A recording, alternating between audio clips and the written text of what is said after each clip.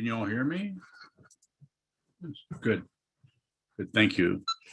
So this evening's Dharma talk is the title of it. I actually borrowed from a little friend of mine. It's called "We Came on Foot," and that talk title comes from the youngest member of the monastery residents by the name of Rumi.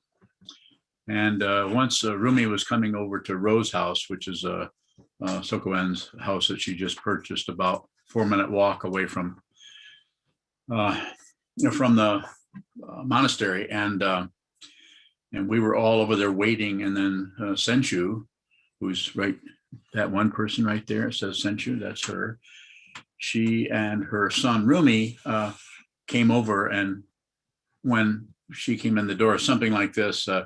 I think someone asked, "Did you ask Senshu how'd you guys get over here?"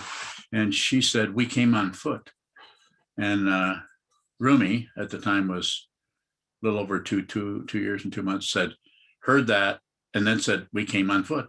We came on foot." She must have said that a couple dozen times over and over and over again. So kind of stuck with me. And I thought, if it's been said that many times, there must be something really important about that. So, and if you think about it, reflect on it, and think of those words, how long we've all heard that phrase, but we never have really particularly, at least I haven't, thought about how that must sound to somebody who's used to hearing about feet, 2 of them, and to hear that we came on foot, and he's quite an interesting little person, the way he learns language. He tends to hear something and then repeat it over and over and over again. So you don't want to say too much around him. Is that how you remember that, Senshu? Yes. Anyway, is he asleep? Yeah. Okay, good. Glad he's asleep.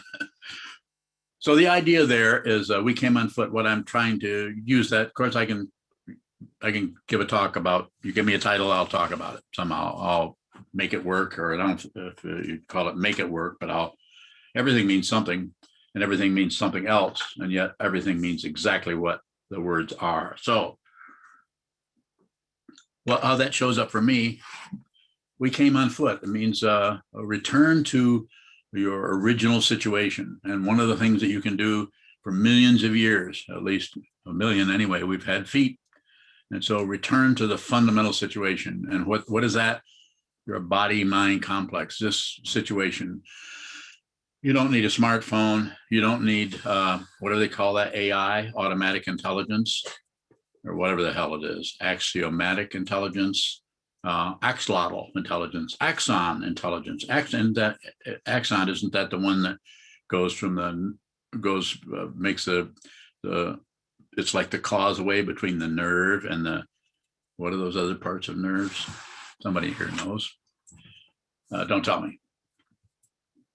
So what I'm encouraging you to do is keep it very basic, very minimal, very radical. The very nature of shikantaza, or just precisely this, is a way of working with the mind where we, in order to train the mind, we sit down, we hold still, and we just watch what continues to move. And whatever moves for you, whatever moves for me, is going to be a little bit different.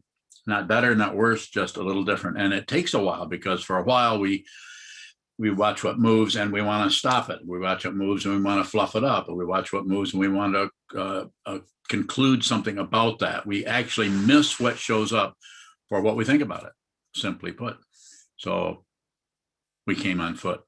We came on foot. It's a very simple, direct, the foot has to hit the earth. This is a sparsa mudra of the Buddha, earth-touching mudra, when he was challenged by the daughters of Mara, illusion, saying, "Who do you think you are? Who do you think you are?" Realizing your true nature, or the truth. What they probably said. They could have said, "Give me some proof. Give us some proof." And he ran his hand into the soil. "This earth is my witness." This, and I think the way Trungpa Rinpoche would have said it would be, and probably did say it, "This solid, sane earth," sane, S-A-N-E, sane earth is my witness. Why was it sane? because it didn't do anything. So it was totally, fundamentally stable and ready for that foot, which was all a foot is earth in motion.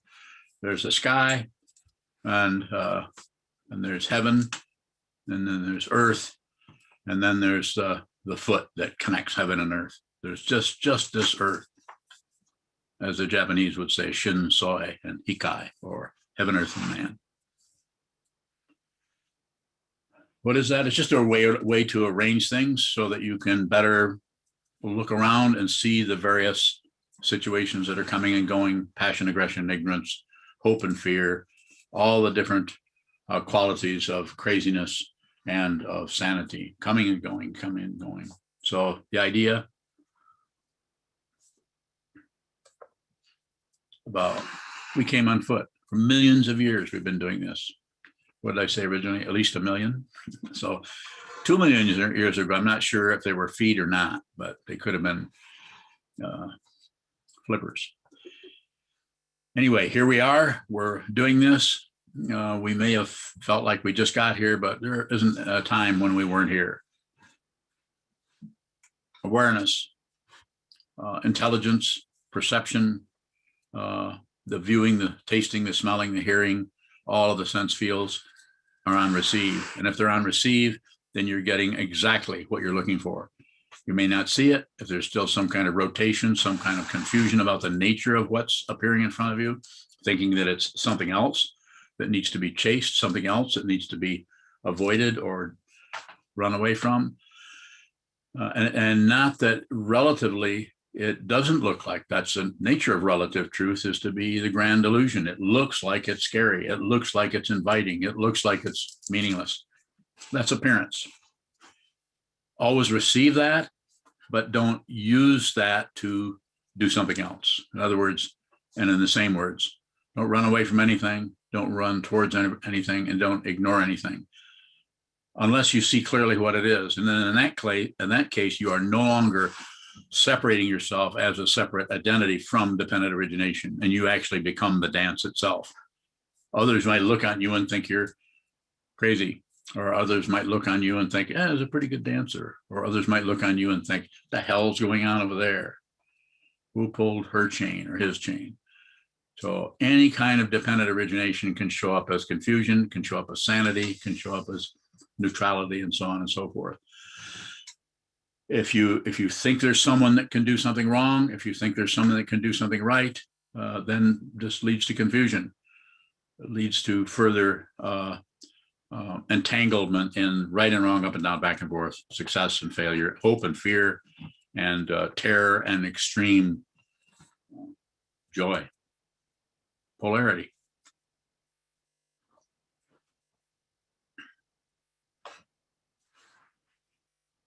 So coming back to the basic idea here, we came on foot.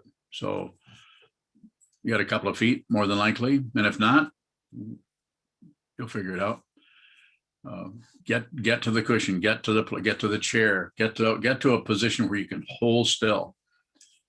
There's all kinds of forms of meditation practice. There's just tremendous amount of styles and ways of apparently training the mind to see this or see that. All kinds of encouragement coming from 2,500 years of the Buddha's Dharma. It just is shot out in all kinds of directions with all kinds of ways of presenting these teachings. And there's not that something is more correct than something else, but probably you're going to resonate with a particular style or a particular teacher, teaching, or sangha. And so that would be up to you to do that. But the way it looks here is keep it very simple. Don't do anything unless you have to. I even say, this may sound a little bizarre, but if you don't have to meditate, don't meditate. Go do something else. But if you see what this is, you don't know about this unless you check it out. So if somebody came and said, well, I don't know, how do I know if I'm going to want to do this? If I don't know, how long does it take? And I would say, probably should, depends on how old you are. And I would say if you're 16, 17, 18, 20, 21, 22, or something like that, and I'd say, give it a year. And then if I would say you're my age, which is pretty damned old, I would say better give it about 5 years. So got to have some reason to live. So a little bit of silliness, but I'm saying very important, very important. We all know, we've all had a taste of extreme pain or suffering or fear or loss or distress, or it can be so incredibly painful for any of us, depending on what we're dealing with. And we're all dealing with a variation on the same theme, which is what? Suffering, discontent, difficulty. This is not nihilism, as it is sometimes pointed at by those who are wrapped up in their heads of right and wrong, up and down, back and forth. It's just a description of the nature of having a lot of nerve endings.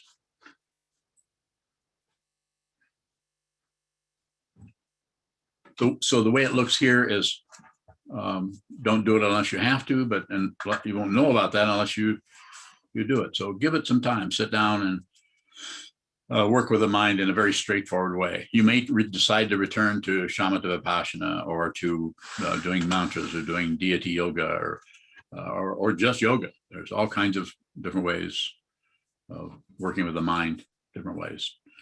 Right and wrong is extra, but there's probably a way that would resonate with your particular wish, desire, aspiration to see the fundamental truth of who you are. What is this, a human being? We look at this every day in the mirror, or maybe we avoid the mirror, but whatever we see at the end of our fingertips and on the end of every fork, as what is this?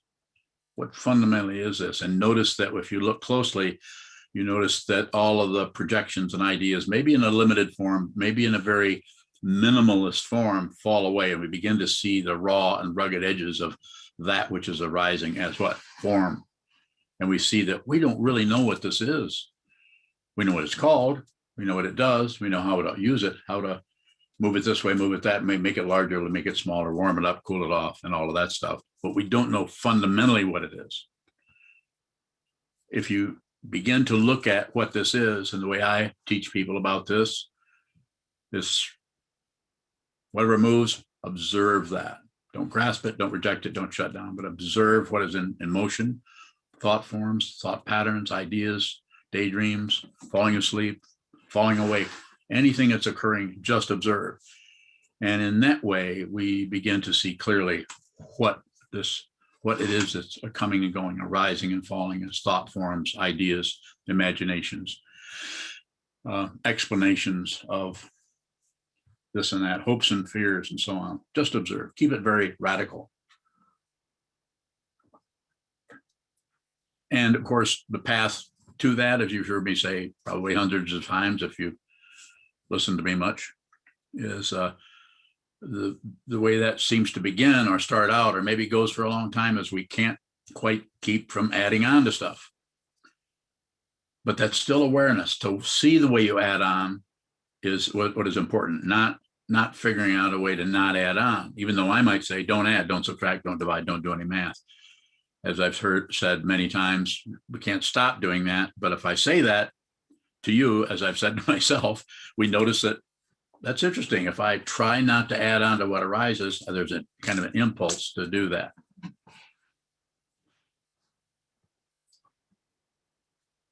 If you don't add, subtract, divide, I can tell you what you will see.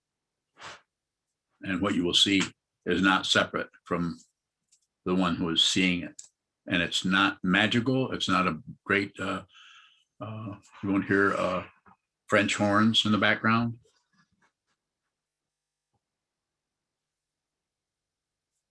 You're more likely to hear a tin whistle. I knew I'd get a thumbs up down in the corner here. So it's difficult not to promise a little bit or say, do this because this will help you. So I can't do that. But things that I can say to you, and this may be meaningful to you, coming from someone who's been doing this for close to 50 years, around 48 years, something like that, somewhere in that area, 48, 49, is that you won't regret a single minute you've spent training your mind. Sit down, hold still, watch the movement, get to know yourself, get to know yourself deeply, deeper than that. And actually, you notice the depth is not actually what we thought depth was. Depth is the surface. It is the surface. Everywhere you look, you will see deeply into everything by doing what? Looking at the surface of it, because the surface is where the projections hit. And that's what gets clogged up, because we have the imagination that we're looking deep. Ego language. You can't look deeply into anything.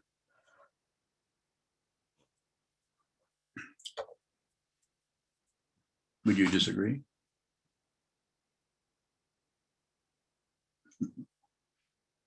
Ha ha ha. No, yes.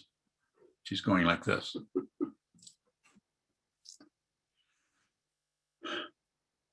So I can respond to some questions, or I can continue to talk about we came on foot. I think Rumi said that about 20 times, at least 20. And it was just, every time he would say it, I would think, man, he's right. That's like poetry. It's just amazing. We came on foot. And he would say it as like, it's the first time he ever heard that. It was just, of course, it's interesting to hear somebody repeat something. It's the first time they've ever heard. And of course, that's what happens when your mom is a poet, which she is. Very poetic. Beautiful. Yes, go ahead with the question, please. Sokuzan, your talk title is We Came on Foot, and you've talked about the foot hitting the pavement. What is contact, or how can we work with contact in our awareness practice? Yeah, good question. So a contact, which is, of course, I think it's the 6 of the 12 links on the chain of existence, contact. So the contact between the senses and the object, that coming together of that. And it's just a matter of being aware of that contact. And notice if that generates other kinds of reactions to it that take the 12 links, which are thought of as being linear, it spreads them out in countless directions of contact. It's a complete cornucopia, if you want to say, of objects that arise in the mind that all join in, that actually, in one way, are encouraging us to see more deeply into the 10,000 things, but another way, it tends to keep us from seeing what is right in front of us. So when there's contact, then instead of just seeing the contact, we go to the feeling, and then the feeling goes to either wanting more of that feeling, or wanting less of that feeling, or wanting to get rid of that feeling, passion, aggression, and ignorance, which of course takes us into a fixation, and then to all the rest of the 12 links, becoming birth, sickness, aging, and death, so on. More, Shoka? Sokuzan, if we see what this is there still contact? Yeah. Yes, there's contact. More? Don't you want to ask me what's contacting what? Sokuzan, what's contacting what? Well, the contactor is contacting what's being contacted. What do you think it was? Some kind of non-duality or something? You know, John Roadhouse, I know that's not you. I know that's your photograph, but it looks like you're smiling at me. There he is. I am definitely smiling at you. No, okay. I thought maybe you decided to put your hat back on. I can take it off. Very good.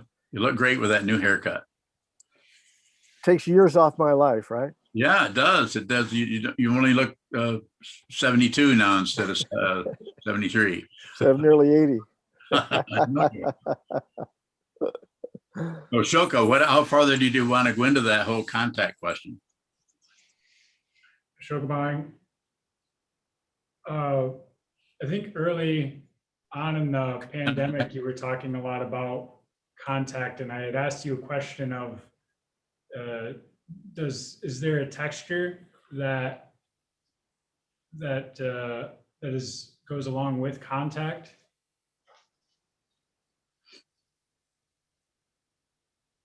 Yes, I think the contact, as I said, there as a contactor, but there might be some kind of a sense of somebody contacting something else. And that can show up in all kinds of ways. And it's not about stopping that or manipulating that or getting rid of that apparent polarity, but seeing that it is insubstantial. It's unreal. It has no longevity to it. It comes and goes. It shows up and goes away. And the very nature of the texture has to do with that which is being touched or contacted or seen or observed as an object, like objects of the eye, objects of sounds, objects of the ear. What strikes the fingertips, what strikes the ground as we came on foot. We came on foot, ground. We touched the ground. There's contact.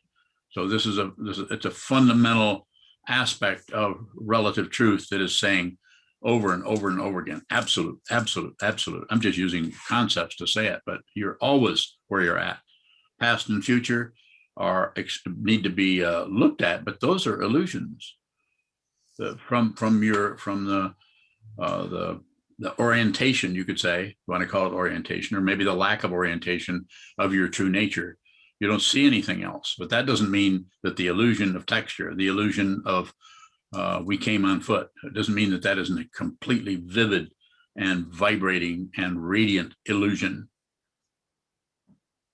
sometimes called luminous emptiness. Sokuzan. Yes. There's the contact with the senses, like the sense of touch or the sense of seeing. Yes. When we're interacting with another person, how do we see the contact that arises between a self and other? Is there another person? Find out. You can't actually see the other person. I'm not saying there isn't a human form sitting across the room or sitting next to you or asking if you want more tea. I'm not saying there isn't an appearance like that, but is there another being? Rather than go into the orientation about the plus and minus between those beings, look at the primary illusion, which is mistaken identity. Don't let me get away with it that easy. Come and get me. Sokuzan, so how can we begin to look at that situation through the apparent contact? Yeah, just look at the contact. But a little bit of insistence on it, a little bit of deliberateness or intention. Just look at the contact. But as you're doing that, notice if there's any kind of a sideline or a margin line where you're writing down notes about that contact. In other words, you're collecting credentials for how well your contact is working. If you're looking for any validation, if you're looking for any proof or any proof of up and down, back and forth, or any success story is happening there, this is a subtle fragrance of spiritual materialism. And it only has to be seen. You don't have to get rid of it because it is also illusory. But if we think there's some kind of progress being made, then we're further into the confusion, into the circularity of samsara, while at the same time looking at how radiant our credentials are.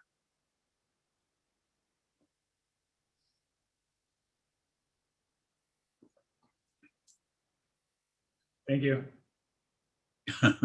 You're welcome.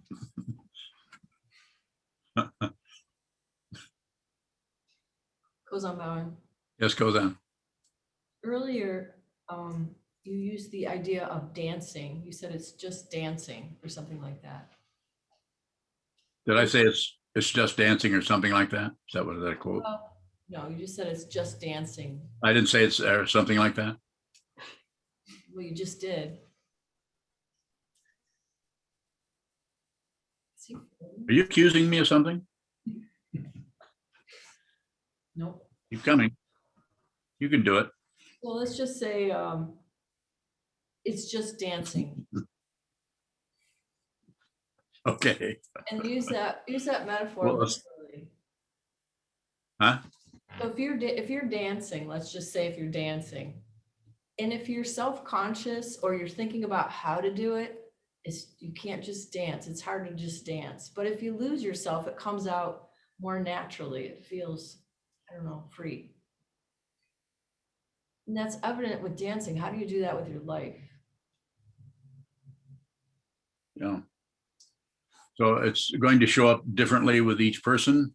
And the dancing is a kind of a description, but it's like in the sutra, the stone woman gets up dancing. So it's the amazing thing that's being pointed at through that kind of an image, just like the wooden man begins to sing. There's really no identity there. Stone woman. So it doesn't mean that the person has no feelings or emotions, or doesn't actually dance. It just means that there's no solid being there. It's an image, a way of saying that there's no one there. So then the dancing that occurs is not the intention of the dancer. It's not, there's no singularity that's showing up as this is how the dance is done, and this is how I need to dance, and this is how I need to relax and just be a dancer. It's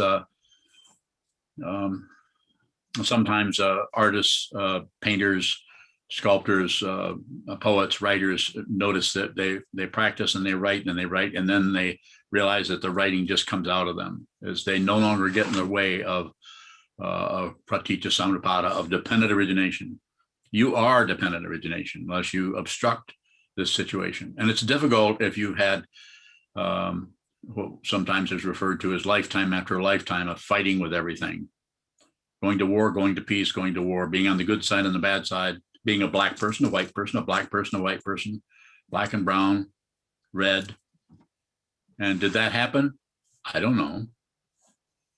I'm not particularly claiming anything. But that dancing that is being referred to, and that I have occasionally referred to as you, I think you're referring to, is something that happens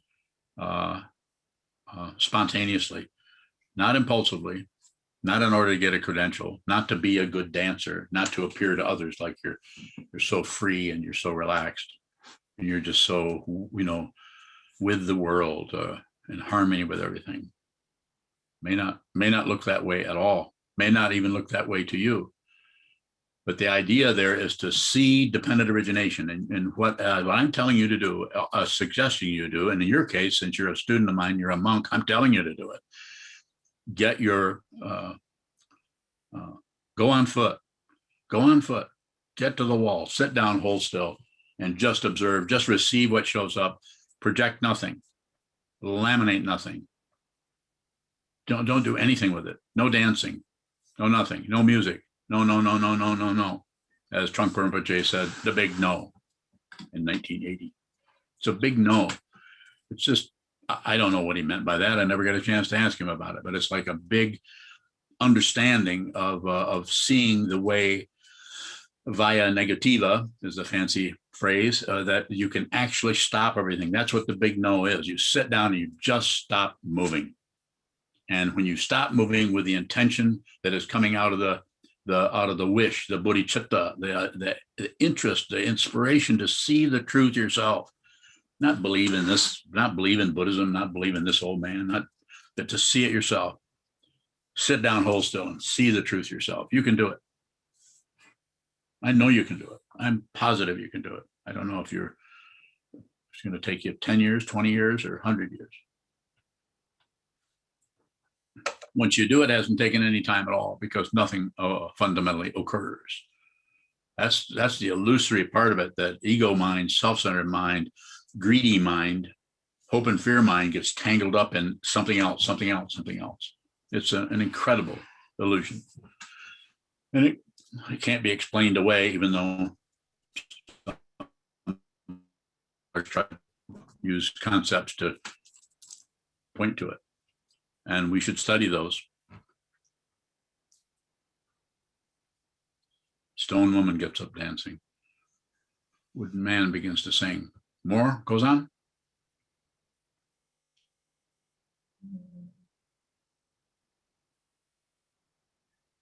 Onion bunny? No, When you're bowing, go ahead. I've just been kind of swamped by watching the trial of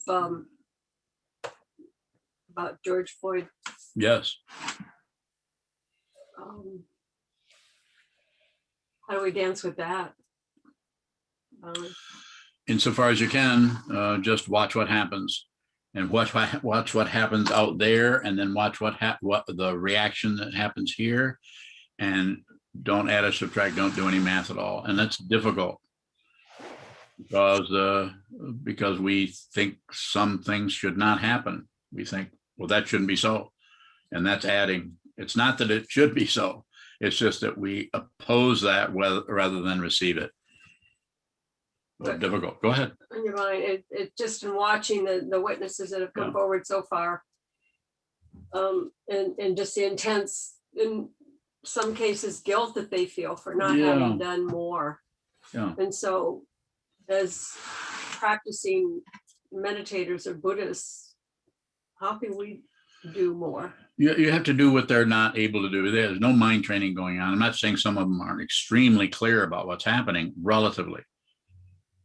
But the misunderstanding there is that they're thinking that there's good and evil. I'm not saying there isn't clarity and blurriness. Of course there is. But the causes and conditions that are underneath, behind, not going to go too much into that area because I've got enough of it and I don't want to interpret it for people. But since you brought it up, no one is bad. There's no fundamental evil, bad situation happening. It really does look like it. And it looks like it's all over the place. But by going to war with that or opposing that, it just strengthens the polarity. And it also causes a person who is working in that area as a bad guy to defend themselves because they haven't seen the nature of self-centeredness, of ego, belief in a separate self. So if you attack them, even if you have some substantial proof or something, it doesn't matter because they're operating not out of right and wrong, up and down, back and forth, or even logic or even reasonability. They're operating out of how do I stop being afraid? The way you stop that is you blame others, you blame anything or how you feel about things. Simplistic way of saying it, but that's kind of what it is. More? It just seems like the one young clerk, and not to go on, but he was torturing himself, it seemed, because if he only hadn't done this, and it seems like so many times, if I just had turned left instead of right, or if I'd gone this way instead of that way, things would have been different. Well, this is the illusion of the ego illusion, even if it's a highly sweet, lovable, friendly, workable, compassionate ego. Still ego, still the illusion of a separate being who can get things right. That's why I say over and over again, and if you don't understand, that's why I'm here. Don't correct anything. See the way you think it needs correcting. Just see the interstices of the confusion, the dark alleys and tunnels and twists and turns of that. Just look at that rather than going in and saying, like, not that this gentleman isn't a kind, sweet person who probably feels terrible about it. Of course he does. But to go in and say, and it's an interesting twist of ego to think that I could have done something. I could have helped. I'm not saying relatively you couldn't, but what happens is that keeps you entrained into that incredible circularity we call samsara, life and death, life and death, life and death, success and failure, success and failure. More? Yeah, it needs to be seen. And if you see it, there's no guarantee that you won't get cancer next week and die in 3 months. I don't mean to go into some kind of terrible thing, but that's all dependently arisen. And it's extremely complicated. But here we are, we're all here, we're free and well favored, we're free to come to a situation like this. We're well favored. You could say I'm well favored in that I as insane and self-centered and narcissistic as I am, I didn't say was. I didn't say I'm some kind of better person. No. No, nothing has happened. And if you don't see that, or if you don't understand that, then perhaps you never will. I don't know. But it seems to be necessary. If you're somewhat inspired by what I'm saying or resonate a little bit, then please train your mind. I'll help you. I won't over help you. If you can touch base with me once a year if you want to, or not at all, or every day, as I'm sure you know. It's about seeing. It's about seeing what is. If you go ahead, Young, I'd rather answer your question. What you have to say is more important than what I have to say. I have no question. Bye. I just want to say, I appreciate Wunyo's question. Like she mentioned, is half an hour ago, my 6 years old Ellie cried half an hour, and she mentioned the story, the George Floyd, Yeah. and I wrote down. I was like, so I don't want to cry. She said, "Mommy, I'm so sad. We all need to be treated equally. Why people treat me differently?" And she was crying because I think one of her friends doesn't want to play with her.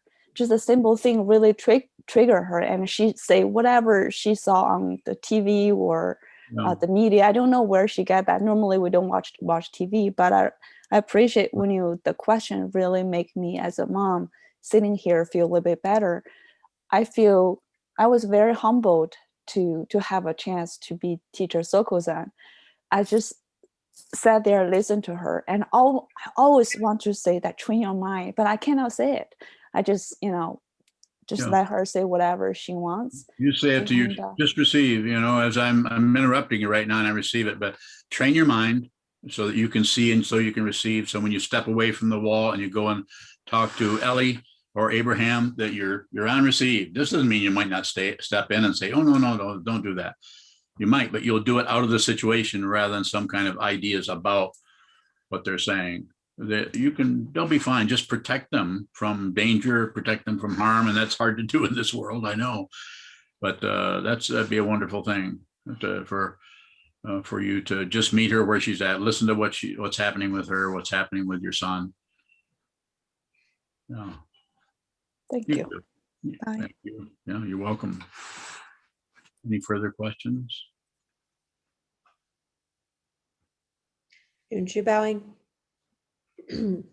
A question from Nancy Tremaine. Nancy, it's nice to hear from you. Go ahead. I am going through an internal struggle. I have a big decision and am unable.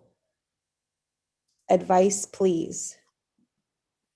Well, you've listened to me some, I know, and I say, I have a basic thing I say, but it doesn't mean always, but basically don't do anything unless you have to. So, by saying that, say, okay, that gets you to stay away and just not do it. This is sometimes called patience, but it tends to, if you say, if I don't have to do that, I'm not going to, but then you could say to yourself, well, but if I don't do that, something else will happen, and maybe this will fall apart, or maybe that someone will be harmed if I don't step in. So there's so many variables, but you can put some tension on it by and I don't know how far off this is or what your dilemma is, but you could even write it down and say, here, if I don't do this, here's some of the consequences that I'm pretty sure are going to happen, and that will give you a little bit more conceptual understanding of it. And then, as you know, as you've heard me say, we've known each other for years, have to train your mind. You have to find time to sit down. Am I biased here? Damn right I am. Because I know if we don't fundamentally, you don't have to be a Buddhist. You can be an atheist, be an agnostic, be anything, any orientation like that. But if you want to see what this is, then that which is seeing what is happening needs to be trained so in such a way that the actions that come out of the self-centered mind, the ego mind, we're more clear about how much we do that. As I said a few moments ago, I'm not gotten rid of anything.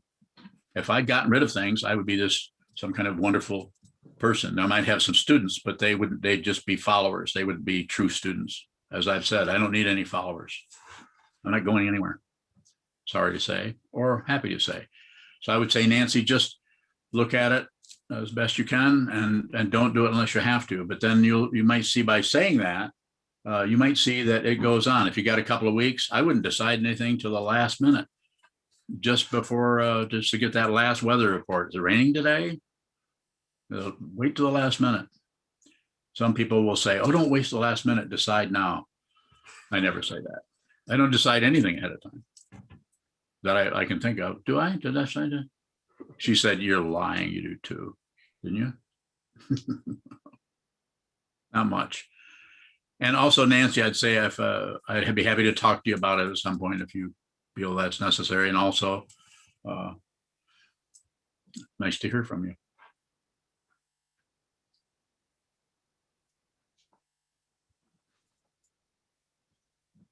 Any further questions? Jason Bowing. Yes, Jason. How do you know when you have to, when that moment arises? I think if you have a mind training, in other words, if you're you could say stretching the awareness so that you're sitting down and you're not particularly fueling the knee-jerk action of the mind to grasp something or push something or shut down on something, and you've watched that happen enough that starts to lose its momentum or lose its energy, because of the energy that was going into pushing, pulling, and shutting down is now going into, what is this? It's going into what is sometimes called prajna, or insight, or jnana, or jnana, wisdom, and that's not findable or recognizable. It doesn't actually have some kind of status there. So if you're endeavoring to do that, then there's a lot more space around the phenomena that are arising, including the thoughts, the ideas, the conclusions, the exclusions, the judgments, the hope and the fear, and all the other stuff that floats through the sky, masquerading as clouds. So that way you get to see it more clearly. You begin to see the gaps between things. And those gaps between things are, you could use a word there that's where the insight is. It's not in the things themselves. The things themselves masquerade as difference,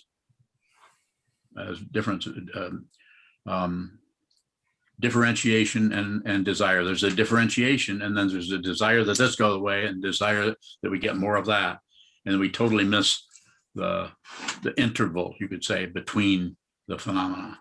It's the interval, it's the gap, or the space, the spaciousness. And eventually the spaciousness is between the items or the concepts or the ideas or the interpretations, on and on and on, or the clouds. And then we see that the space and what is arising in the space are not separate. Not separate. This is a American Sign Language for what? Friendship? What? Yeah. Is that it? Well, you'd have to ask Shoto, but I think it we is. heard that on Mr. Rogers. Is that true? Yeah, Teresa just, Oh. she went like this. Is that knocking on the door?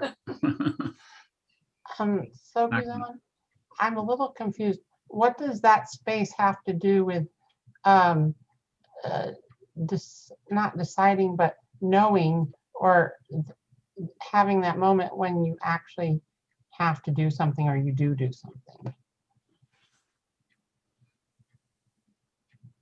I guess knowing, like knowing when. Well, I would say, if one is practicing meditation and giving the mind stream a chance to just allow things to come and go, then instead of continually projecting and trying to stop and control and interpret and decide and have a lot of thought patterns on top, called a projection. On the top, something arises and we think about it. Something arises and we label it. Something arises, and it's like that. So by doing sitting meditation and watching what comes and goes without any addition, or if there is addition, then just noticing the addition with no correction,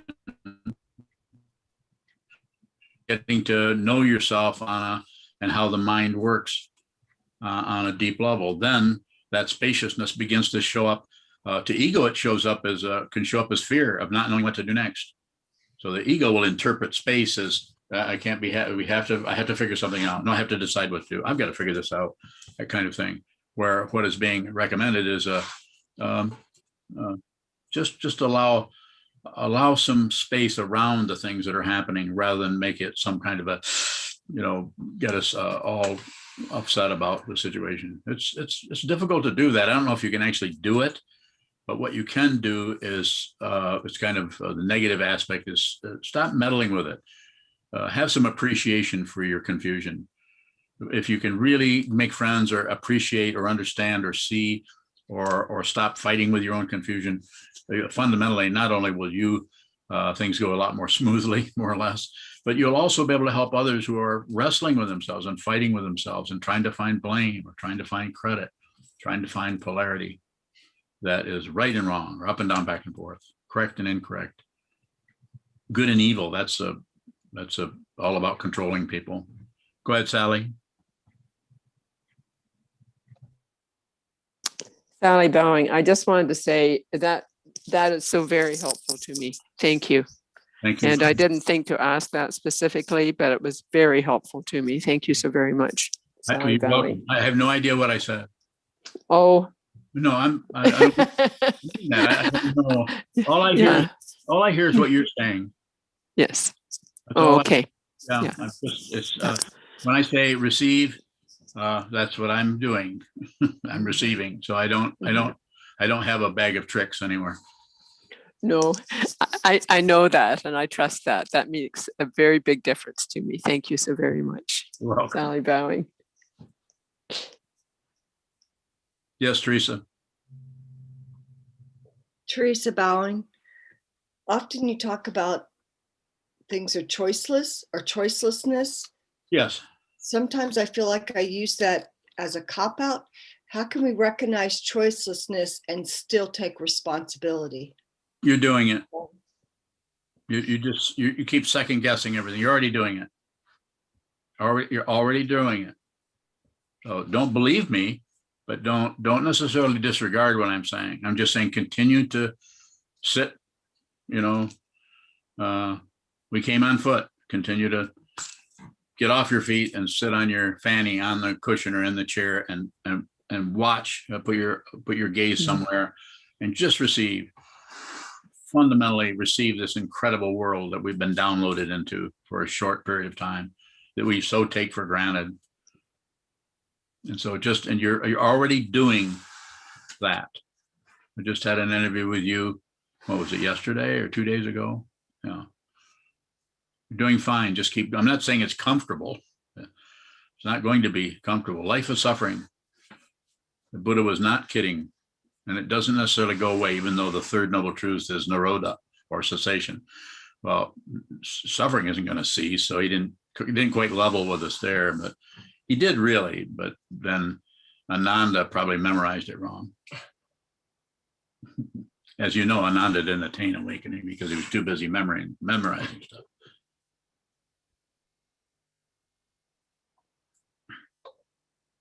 Yeah, you're doing fine. Just keep going. Keep doing that. Just like I was saying to Yuhong, just continue to do it. And I'm not saying it feels good, but just continue to do it. Be as genuine as you can, and don't do anything unless you have to. And of course, if you look at that, then you really look at all the things you do that are kind of useless.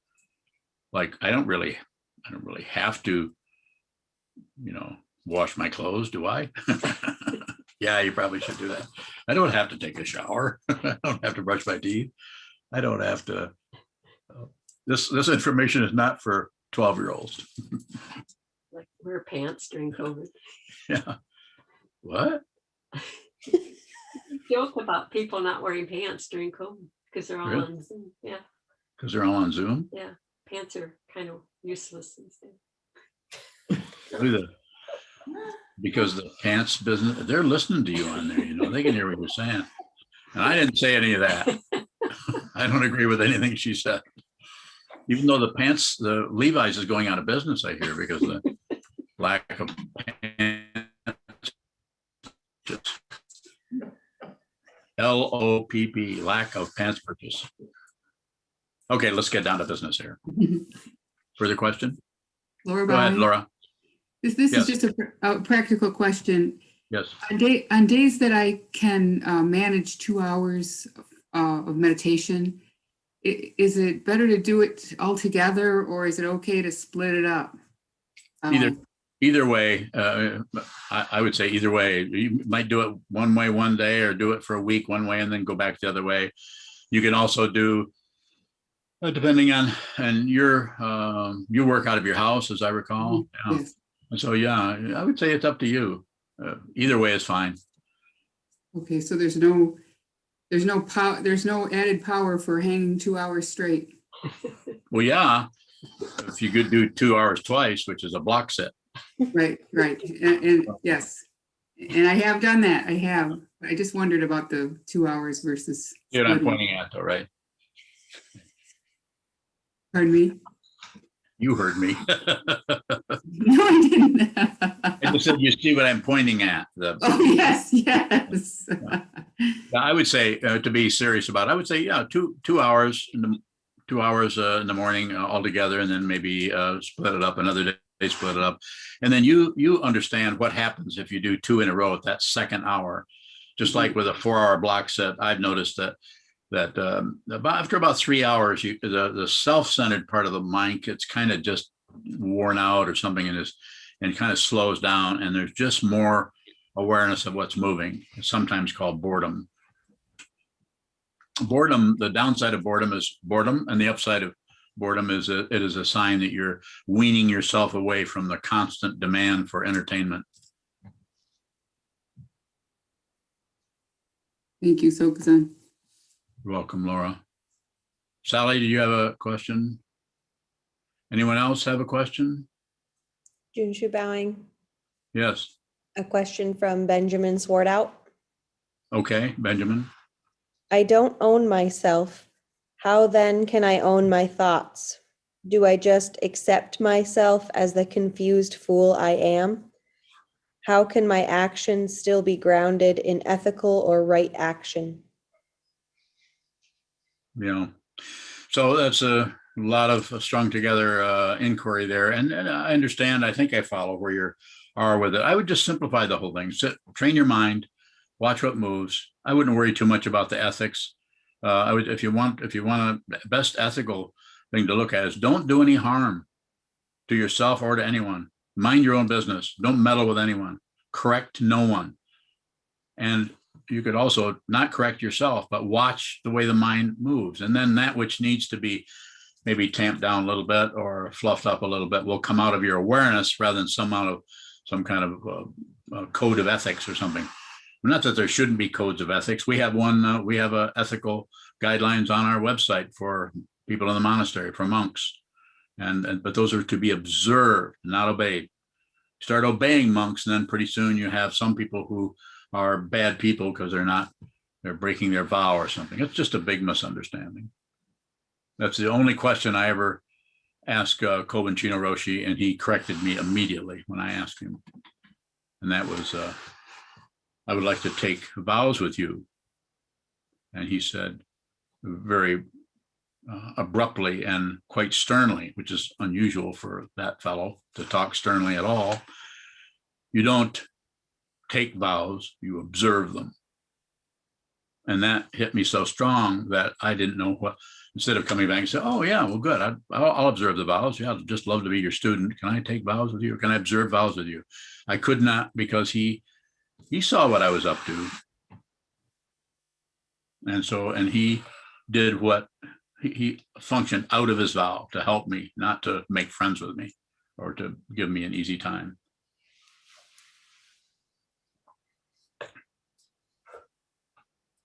Further questions?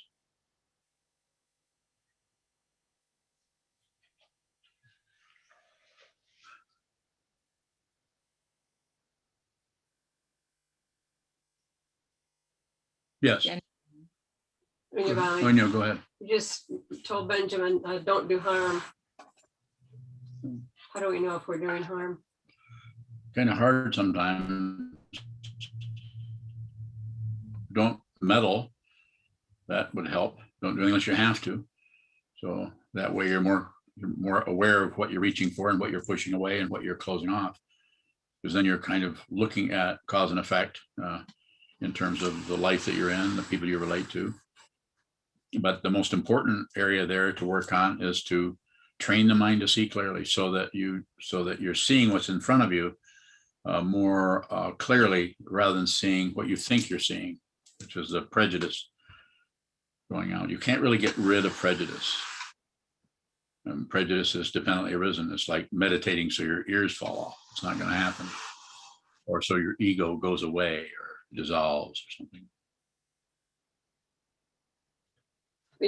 Yes. So you say we meditate to help us see more clearly what's right in front of us. Yes. I think you've also said that we have biases or we're prejudiced. Yes. How does seeing clearly help us perhaps cave into those prejudices? How does seeing clearly help us not cave into the Or prejudice? cave into them, change our mind, in other words. I think it's just being clear about it. Being clear so that you understand in such a way that you are no longer at the mercy of your emotions. So negative feelings arise. There's no one there who's having that feeling. The feeling is there and it can be super intense, but there's no one who is trying to get rid of it, abandoning what arises, the texture and the emotion and the difficulty of what arises for something else, for some kind of palliative or explanation, or blaming someone. Even if that thing that arises comes along with its own Post-it notes, it's because of this, because of that, because of that, because of that. You may read it, you may notice it, but you don't abandon what's there or what you think about it, what you should do about it, what should be done, how should it be stopped? What am I going to do about this? I don't think I can stand this anymore. So this is why I say receive more. It just feels like there's some kind of, I know you don't use this word very often, but some kind of surrender that has to take place. I don't use the word surrender because the self-centered mind is quick to abscond with that credential and then try to act in such a way that it'll seem like surrender. Even to the awareness, we'll think that we're actually surrendering and giving in. It seems to be more important to see the way we can't give in, the way we have our teeth and our nails sunk into something we're fixated on. We don't want to let go of it. We actually use the difficulty there as a way of reinforcing the one who is suffering. That's why awareness practice is so important, because it doesn't matter if it's a positive thing or a negative thing or a neutral thing. We have a way of locking down on the pleasure, locking down on the suffering, and locking down on the ignorance. More. Okay. It's about seeing that, and for each person, each person is going to have their own version of that. Some people may be more in the area of pushing against things and pushing, or shutting down, or grasping and drawing something into your milieu where you can have some kind of control over it. Sometimes two people in a relationship will spend their whole life, struggling for who's in charge. And actually it becomes a maintenance. So it's not wrong. It's not wrong. They're living beings, and that's what they do right up until the time they pass. So not incorrect.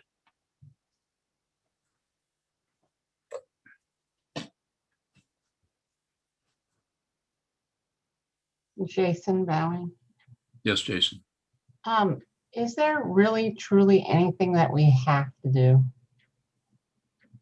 Probably not.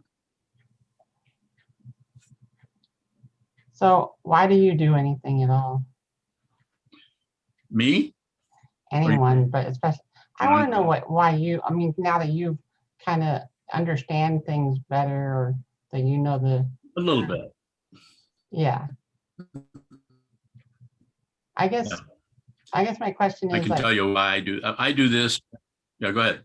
I guess the question actually is more about, like, once you get more understanding of that confusion and that boredom, and you looked at it and you're like comfortable with it, and you're like, okay. Are you And you're like, describing? okay, then what Are you describing me or yourself? anybody? How are you going to describe anybody? You don't know what's happening with anybody. How are you going to do that? I'm asking a hypothetical. Okay, well, then I'll probably have to give you a hypothetical answer, but go ahead. Go ahead. Yeah, I'm asking it, what becomes the impetus to do anything at all? You ready? Yeah. Okay. So that depends on each individual. It depends on the causes and conditions that are rising as your apparent individuality as a Jason or a Sokuzan or Naisho or Sokoan or whomever it is, how that shows up, and the causes and conditions that even brought you into this particular milieu or this particular place where the Dharma is being taught. It's extremely complicated. It seems simple. We're just here and we're listening to what somebody's saying and listening to some questions and some responses. But the fundamental understanding is about you. There are no separate beings. Don't believe me. I'm not asking you to believe, but you might want to look at your own identity and see what identity is. The way I have been, I could not do this without my teacher, but without both of my teachers and without a strong, dedicated Sangha or community. And the dedication part was, I was part of that. I was very dedicated to a wild and crazy bunch of people called the Sangha, because Trungpa Rinpoche's students were pretty crazy, whereas you guys are all very sane. So it's I don't know if this is going to be understandable to you, but I function, what I do, I don't do anything unless someone shows up. And then I function out of a vow. And if somebody needs my help, I'm all about helping them. If they just want to talk about the weather, I'll do that. So there's no motivation on my part to control them, stop them, start them, make them do this, make them do that. So most of the people I talk to that, other than people who are students or people at the monastery or people who come this way and want to function as a student, those people, then I work with them out of a vow to be with all things or save all beings, of which it gets challenging because there are no real separate beings. It's just an incredible illusion. But if you meet someone who's all wound up in themselves, then, and you realize that you basically see through that. You see it through it in yourself, you see it through it in them, and you realize the fundamental realization is nothing is separate. And if you realize that, you can't other than put it into that little simple conceptual situation. There's no way you can talk about it. All you know that you are not particularly chained down by anything. Even the vow is not chained because it is empty of what it's talking about. So that being said, hoping I haven't made things worse for you. But if you have a question out of that, it's out of the vow. It's dependently arisen. So you're no longer at war with dependent origination. Nor are you at peace with it. You have no position on it. Because, and why don't you have a position? There isn't anyone. This doesn't mean that you don't have enjoy popcorn or dislike football, or it doesn't mean you don't have emotions and feelings and all kinds of causes and conditions that arise and fall away like the weather. They might be even more intense since you no longer have any particular preference about anything. This doesn't mean that if you start to have a stomach ache, you wouldn't prefer not to have one. But it's pretty simple, straightforward, with very little grasping going on. So the self-centeredness is still there. The ego is still there.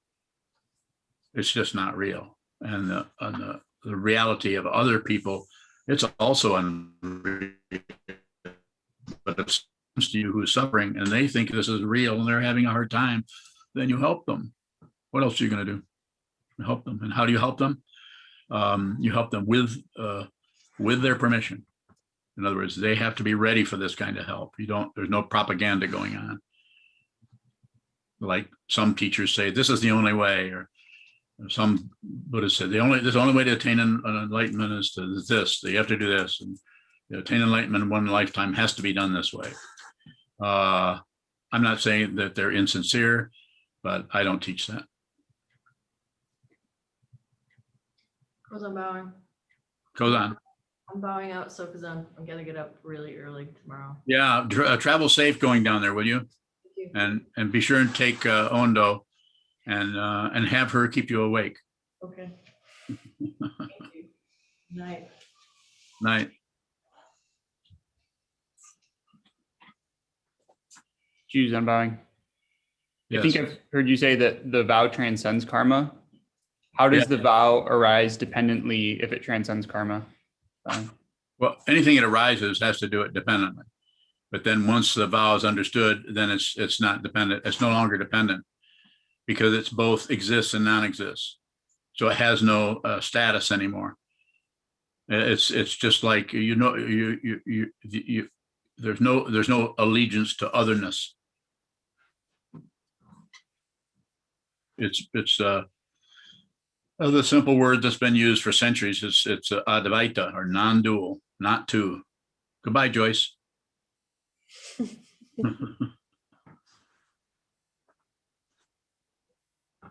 It's not two. Further question about that, Juzan? Juzan, are you going to be since the Kozan's gone and Chazan is in retreat, are you going to be the Shuso? I don't know. You mean she didn't give you an assignment, or? No. Well, that's not fair. If you get confused, just call me.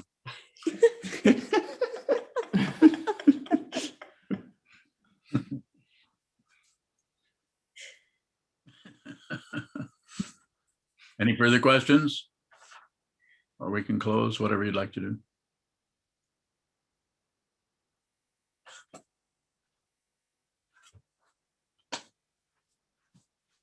So the rest of you guys don't have any questions? Chisho, you have no questions? Jeez. Gee whiz. Okay, well, don't forget, we came on foot. And I don't know how we're going to leave, but it's probably not going to be on foot. So enjoy your foots while you can, especially you Pisces. Dedicate the merit. We'll dedicate the merit.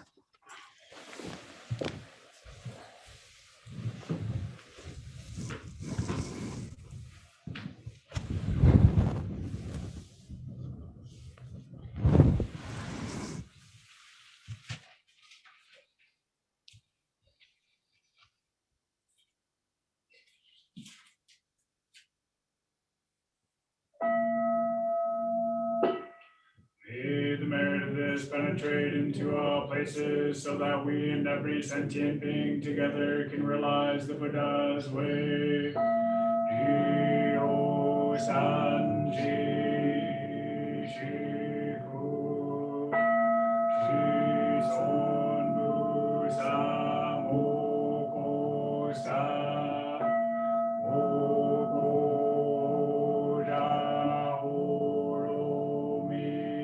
the 10 directions, the 3 worlds, all Buddhas, all venerable ones, Bodhisattvas, Mahasattvas, the great Prajna Paramita.